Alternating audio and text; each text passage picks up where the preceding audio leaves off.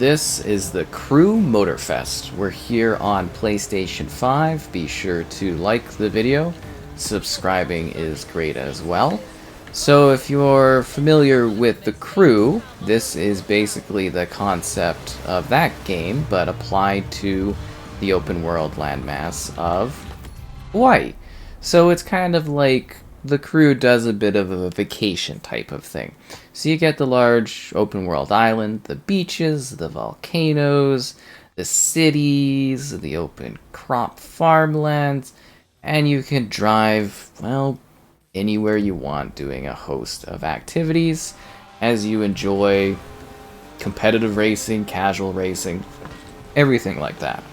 So we've got two different options on this game when it comes to the visual style of the experience. So you are able to do performance or resolution. There's HDR settings. And the game also has a streamer mode for audio, which is nice. And apparently, as well, I know the amps keep going, cross progression, and there's also cross play, which I knew that. But yeah, essentially all of my progress from when I checked this out on Xbox to do like some streams and show it off here, all that progress has carried over to this game, which kind of makes me wonder if it's going to carry over to the full game. I don't know for sure, but then I'm going to have to update my character, because I just kind of picked a character because I thought, none of this matters, but maybe it does. I have no idea. So if you did play the Crew 2, what is kind of cool about this one is that your progress in terms of your vehicles, some of your cars will come over to this game, which is kind of neat. So we did mention the two modes. We're on the resolution right now because I switched up. So it's a dynamic 4K at 30 FPS. Then if you go back to the performance mode, it's a dynamic 1440p at 60 FPS. So that is my preferred way to play it, and my recommended way to play it would be the performance mode. Obviously it is quite a bit of a drop in resolution, but you do get that silky smooth frame rate that I think is of preference when it comes to racing games, as I do feel the handling, the movement, everything like that is much improved by actually having something that is very fluid.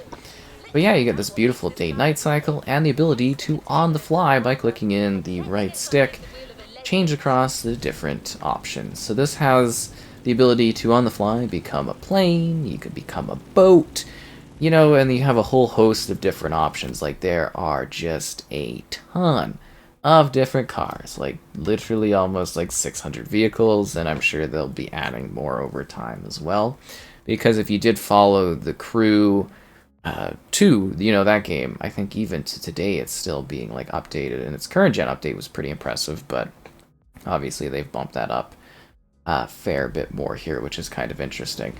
But yeah, you get to kind of explore the island in the area of Hawaii however you'd like to. It's kind of neat that they give you all of these different options. But yeah, it does seem like these options are a little bit thrown to the side, because over hours and hours and hours of gameplay... Oh, come on, that was going to look so cool if I would have landed that. Over hours and hours of gameplay, I've only come across like one boat race and one plane race. So when the full game launches, there's going to be a lot more content, so I'm hoping there's more in there, but it seems like, yeah, these kind of options are a bit of a side thought. There's also, as I mentioned, disciplines of racing. You can do like motorbikes, there's like ATVs, there's quite a few different things. So to go back to talking about the playlists, this game has, I think it's going to be like 20 something at launch, because keep in mind we are showing this off as of the beta. So each of these is like an hour, hour and a half, depending on how like stacked the content is and how good you are at actually, doing the racing, finishing your objectives. So it varies a little bit, but the playlists are pretty cool and fairly varied, because you get everything from, electric cars and the Electric Odyssey, to the history of Porsche, to vintage drive. I think it's like vintage vehicles, and then they've got like each playlist is themed too. Like Porsche is a bit more serious racing, whereas the Scenic Hawaiian Tour is a bit more laid back and casual and kind of teaching you about the area and all that. And then vintage, they have like a vintage tone on it. They've got all these different options, and these cars fit in there, and they're trying to do like a bit more, I guess you would say, storytelling in the middle of what's going on within this game, which is kind of cool. Am I going to be able to get out of here? like that's not going to be the case. But yeah, there's lots of different racing options for you to do. I thought this was like an exit going... Oh, never mind. I was going to do like a really cool kind of drive backwards out of here exit, and I thought it was going to be really, really neat. I guess I was mistaken. Let's just take the L and just kind of go down this parkade and get out of here. But yeah, there's lots of different ways to race. There's also lots of like world type events, so you can do things such as like there's like a slalom, there's sort of like drive through these gates, there's these traffic kind of things, seeing how fast you're going. So there's lots of open world activities you can take part in across your journey as well. So that's kind of neat. And then the different perspectives, and you can do this if you're in a boat and a plane too. You can change how the viewing angle is. And there's a rewind system if you need to go back. But yeah, it kind of just really, to me, sort of hits that like kind of like missing void and or niche on PlayStation for like a Forza Horizon type of game. You know, it's an Xbox first party franchise. Open world racing, it's done very, very well on the platform. So this one, I think, does kind of aim to sort of hit that niche. And I don't know if it, like, perfectly nails that, but I think it's still a really good, solid, well-done racing game. It's kind of fun. It's easy going for the most part. There's different difficulty, like, options, so you can tune the experience to be easier or harder if you want. There we go, Porsche Legacy, so you get to do the Legacy of the Porsche. So we're just going to jump in there and show this off and talk about it a bit further. But yeah, the playlist gets activated, and you see all these dots on the map. So it's a pretty large area. Like, I think I've toured most of it. I'm at least several plus hours in it. This, like, I don't know, I'm probably getting up there to like 10 hours or something so far of this. I spend way too much time in betas. But yeah, photo ops, feats, events you can do, different tours, you go to different places, you do different challenges, you get different cars. Very much in the vein of what we've known for like the Crew. And then there's also like these main stage type events too that you can go and do, and you know, bigger grand things. And there's multiplayer stuff. So there's, you know, there's a lot to this, and this beta is a very overly generous look. Like, this is basically how the final game is gonna like play. Like, I'm assuming this is basically like they're ready to go and they're just kind of doing this almost more as like a demo as opposed to like, I guess you would say like a beta of sorts. But it is kind of, it's a nice tease, a nice presentation, gives you something to kind of do and play and look at, and give you an idea of if this might be something you're kind of interested in. But it is really quite lovely. I don't think this car is actually fast enough to escape that. But you can see it's like a really detailed area. There's lots going on. There's these open plains with all these different types of like crops. There's pineapple stuff, and you know, there's like these warehouses and shipping docks, and then there's some more like, you know, open areas, volcanic stuff. It does seem like Poppin' is pretty well handled, but like with the Xbox side of things too, it seems like it's mostly kind of like shadow popping and some like little objects in the distance. But most people that aren't looking for that just aren't going to notice it, and that is totally fine. So this one's kind of cool. This game really does carry a high level of like vibrancy and visual aesthetic within its environment, because it's kind of like, you know, there's a lot of lights and smoke effects and little background decals and that you can see. You know, they really go all out. For example, the Odyssey, the Electric Odyssey, they've got kind of these like purpley lightning bolt like LED signs everywhere. But funny, in that one, like some of the challenges are like safe driving to get like a vehicle somewhere, and it's like the electric vehicles are like paper mache that like fold like their paper and stuff, which is kind of funny. But yeah, I don't know, I really do quite like this. I mean, I've had a pretty good time with it thus far. I'm really curious to kind of, you know, kind of see the full scope of the final version of the game is going to be my thing. So it has been nice to kind of take a look at it and see everything and, you know, get like a really good feel for the game is the biggest aspect of it. And I think they offer a lot of variety for different types of people that like different types of racing games, like just in terms of, there's the Japanese like street racing, this is the Porsche line, there's that scenic tour, the electric tour, vintage, and it's just kind of like a small look at all the different options that are present here. I'm really, really quite curious about the overall setup of it.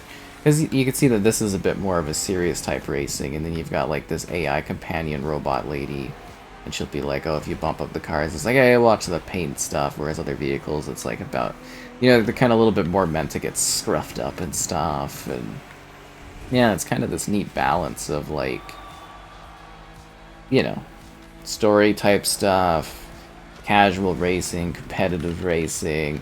They kind of throw it all together. They try to do a little bit of everything in this game, which is fine, you know, you're getting like variety.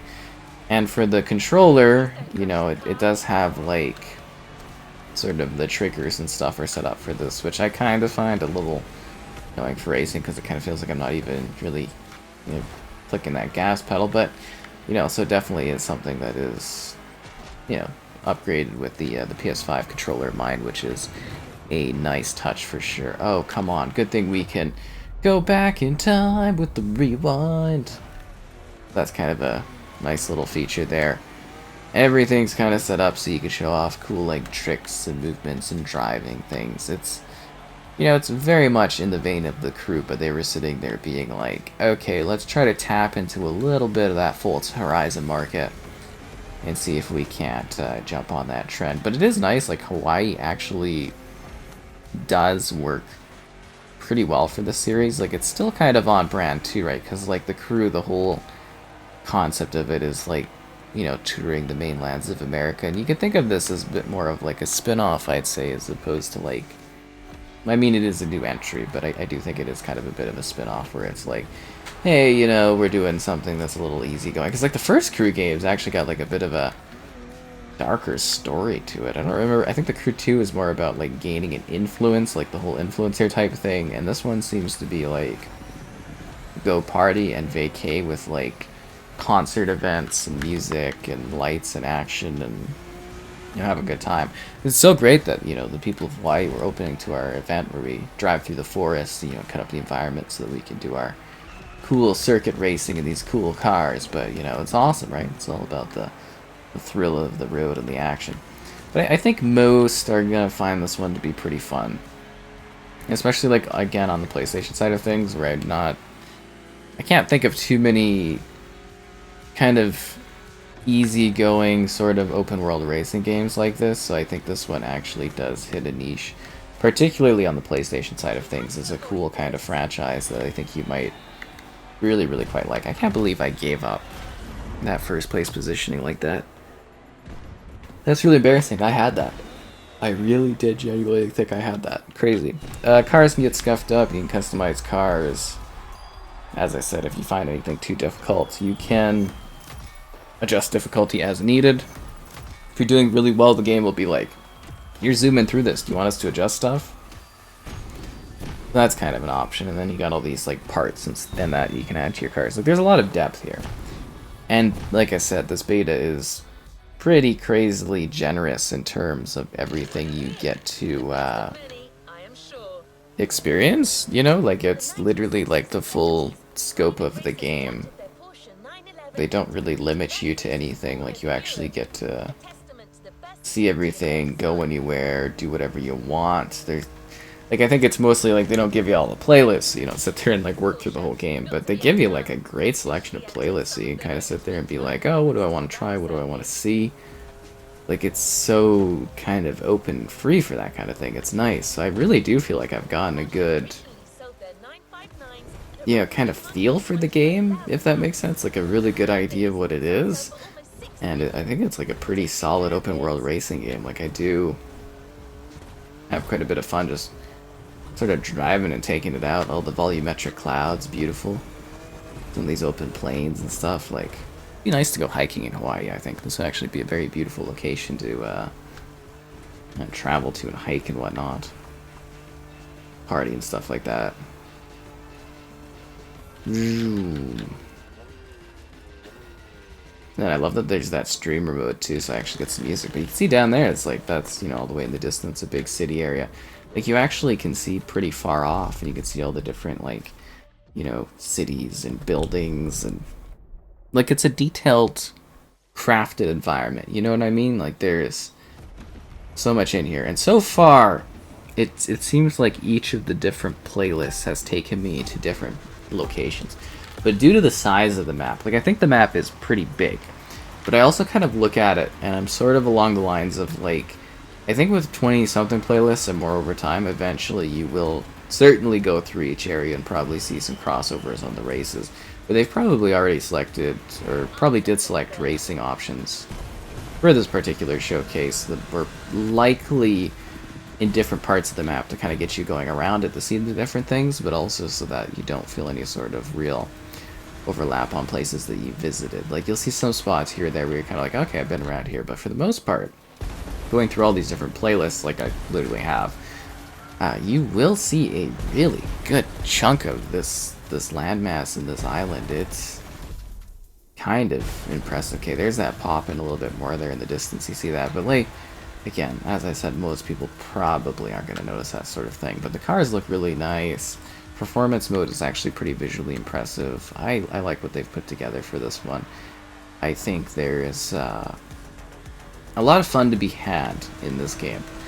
Like, it really does have so many different ways to interact with the racing, and you know, that's kind of quite awesome. I think you're gonna have a good time. That's the biggest thing, right? Is these kind of open world racing games, I think, are a bit more about like the fun. If you are a little bit more serious, as I did say, there are some like, you know, actual like racing stuff. Like there's the F1 type stuff in this, and I think you even gotta like get your tires adjusted to that over the race, and then there's like the poor stuff here is supposed to be a bit more serious, but this is like an off-road one. But you can see how these are like pretty chunky like sections to the playlist because they take so much time, and you know, you're kind of like really getting a feel and a vibe for the game. It's just, it's such a neat freeing experience. And some of the races too, you can actually like split off the track a little bit. If there's like say a canyon, like a cut in the rock that has like two different options, you don't necessarily have to go right along the main track. You actually have like a side bit of freedom to kind of swerve off of it slightly. See, this race I'm dominating it. That other one, it was like really close. So bizarre. Yeah, there are some of these playlists I kind of think they might need to do some more difficulty adjustments, but this is what I was talking about, where you can see the path to the left is where we're supposed to go, and I'm kind of like veering off to the right here, which I think looks pretty cool, but it doesn't you know, impact anything gameplay wise. You're still doing the same track. Kind of neat. I think they've got something good here, you know? Like, the Crew is a big franchise, you know, even if you might not think that, you know, games don't get updated for as long as the second one did if they're not something that a lot of people are playing. And then, you know, kind of taking that and being like, okay, Forza Horizon, very popular franchise. And I know it might get annoying hearing that comparison, but this really does kind of feel like they played that and they're like, we can do that for this series. And it works. It does. It's not quite at that level, I don't think, but like, it is. Oh, look, there's an elementary school right there. It's pretty cool. I mean, like, it's just like, it's a really nice kind of vibe and game, you know? You just get to feel that comfort of the open world, the open roads, driving on the beaches, taking your cars where you're not supposed to take your cars. I think there's even like a photo mode too, if I'm not mistaken. I think it's somewhere in there. Profile, activities, map. I think there might be. Anyways. Yeah, tons of vehicles. You can change your stuff on the fly. Like, I can just go boating if I want to. I can, you know, fly around on a plane, which is nice. Like, there's a lot to take in, and it's like a pretty destructive environment too. Like, you actually, oh, come on. Like, you can actually like break things. I am having like such low luck on doing the PlayStation video for this one, just in terms of like getting caught on stuff. Oh, jeez, you just saw some of the trial run videos where I was just kind of like, oh yeah, this, and something messes up, and I'm like, ugh. You know, me kind of, I guess you would say. But yeah, it's just really quite a beautiful game. Like, they've got something really good here, and something scenic, and I could see this doing really well, especially on like PlayStation. I think this is kind of a title to look at if you like this type of racing. It fits a niche and a void quite effectively, and I think it offers something refreshing for the platform and something pretty cool. So yeah, there's a lot to enjoy in the Crew Motorfest. It's a fun spin-off. I think a lot of people are going to have a great time playing this. There's so much to see, so much to do, and so many roads to drive.